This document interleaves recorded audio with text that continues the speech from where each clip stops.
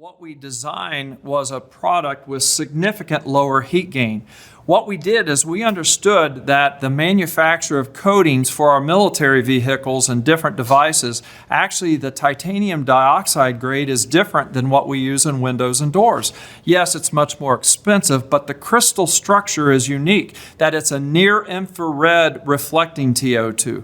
That's different. I don't want to get too carried away with the science, but it's important. When we talk about heat gain and reducing that, which is a key feature when we're talking about something as dark as walnut or mahogany or what we call ironwood. These dark colors are going to gain a lot of heat. For example, some of the more common products on the market, we've measured heat gain greater than 220 degrees Fahrenheit.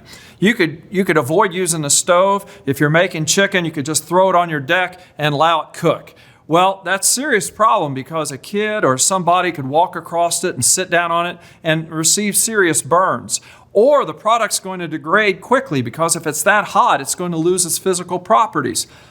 What we did is that we worked with the manufacturer of coatings to incorporate those key ingredients, this special titanium dioxide, and we incorporated it with our pigments so that the heat gain in our products is measurably 30 to 35% lesser than what we consider to be one of the main deck products on the market today. And we proved that. We took over 12 different products on the market, included ours, had an independent study done, and we showed that the heat gain properties of Clubhouse is 30 to 35% than the leader in the market.